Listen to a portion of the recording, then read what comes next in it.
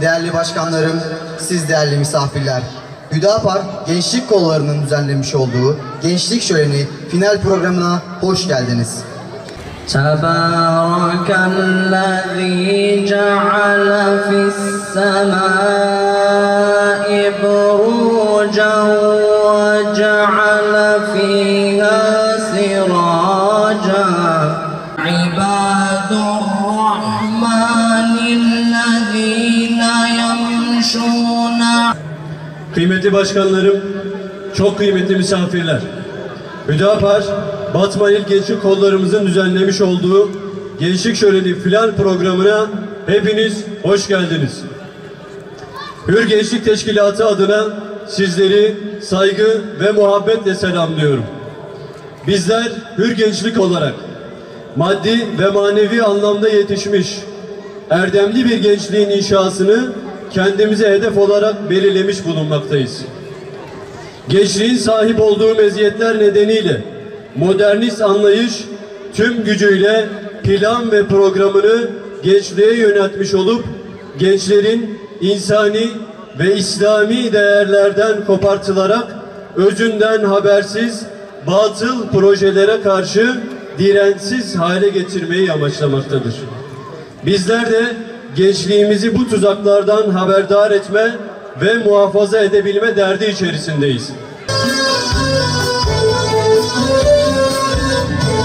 Ey zahayil kader bilin, ey mümini temser bilin, Şenağamet zuhar ki Mehmet Yavuz insan erin, Jitem tirine bu nemine beçuna tebun hazin, li takdina feda yakin, rahmetli insan erin, rahmetli insan erin. Bir bun testa hayatı işan binte insan erin, ve işkence zindane biriktir gülçün kucane, diğer Yusuf'in zindana beyan kirte insan erin. Andıkça doldu gözlerim, doldu gözlerim, adın uğruna gönlümü verdim, gönlümü verdim, adına kurbanım ya Resulallah, ya Habiballah. Bir diyari dematım hakim o bir dünyaya tarih, Gül rahma Rabbi cari biserme bari. Ey Muhammed, ey hatme peygamber, ey Muhammed, kelam khudi ve hadis ve sirate, nisan medar kabes ve cennete.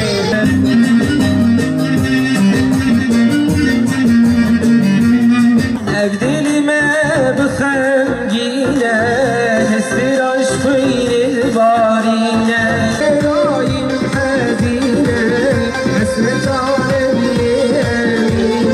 Ya Muhammed, ya Muhammed, erkan bu kurbana terbi.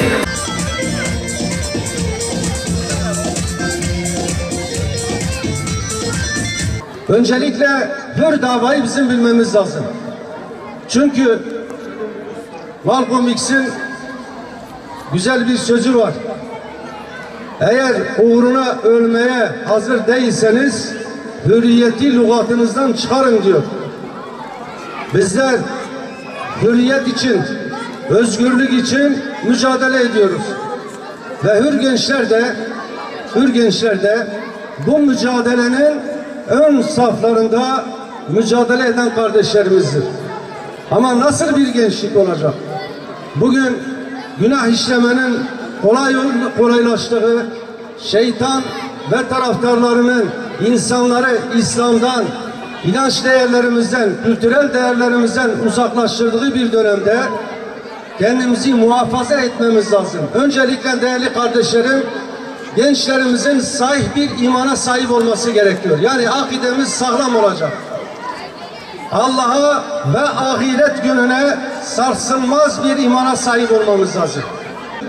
Hür gençliğin ayrıcı vasıflarından bir tanesi güzel ahlaklı olmasıdır. Güzel ahlakla annemize, babamıza, akrabamıza, kardeşlerimize, komşularımıza ve muhatap olduğumuz bütün kitleye güzel ahlakımızdan gitmemiz lazım. Resul-i Ekrem Aleyhisselatü Vesselam güzel ahlakı tamamlamak üzere gönderildiğini beyan etmektedir. Kesinlikle mücadele ederken, yani hür davamızı insanlara götürürken partimizin ilkelerine bağlı kalarak, genel merkezimizin tavsiyelerine uyarak bir çalışma yapmamız lazım. Çünkü toplumu ifsad etmeye çalışanlar, çocuklarımızı bizden, inanç değerlerimizden, kültürel değerlerimizden uzaklaştırmaya çalışanlar tek başlarına çalışmamaktadırlar. Örgütlü bir şekilde çalışmaktadırlar. Dünyanın birçok ülkesinde aynı faaliyetleri düğmeye basar gibi yapmaktadırlar. İşte bunlara karşı da bizler aynı şekilde örgütlü çalışacağız, teşkilatlı çalışacağız. Ama güzel ahlakımızla bu insanlara bizim gitmemiz lazım. Genç kardeşlerimiz, yani hür gençlikten beklentilerimiz çok. Bunlardan bir tanesi dedik, bugün gerçekten gençlerimiz, çocuklarımız İslam'dan, İslami değerlerden, kültürel değerlerimizden uzaklaştırılıyor. Bunun için bizim çaba ve gayret göstermemiz lazım.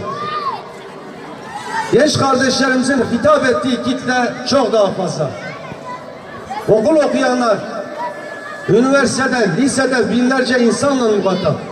Bunları bize mutlaka kazanmamız lazım. Bunlara bizim hür davayı götürmemiz lazım. Partimizin ana ilkelerini bunlardan buluşturmamız ve bunlardan tanıştırmamız lazım. Çünkü toplum bilmiyor. Eğer bugün toplum partimizin ana ilkelerini bilse, partimizin amacını, hedefini, gayesini bilse, inanınız grup grup, bölük bölük partimize akın eder. Rabbim hür dava uğrunda yaptığımız çalışmaları kendi rızası için kabul etsin. İhlasımızı muhafaza etmeyi ve dindar ve takvalı bir gençlik yetiştirmeyi bizlere nasip etsin.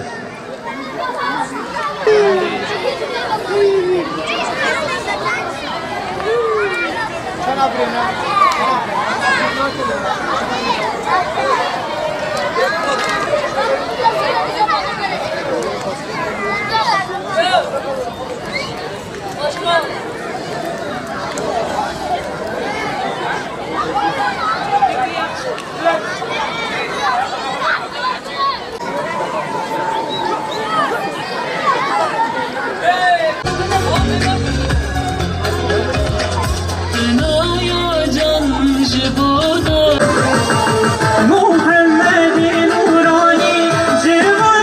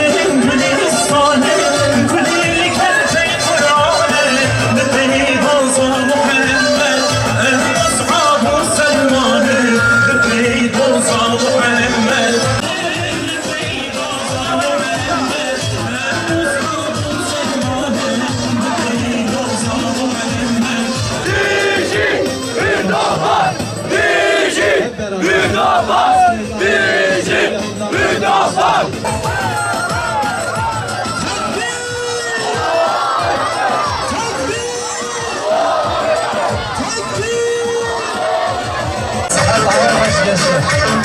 Bu da karnınız olacak inşallah.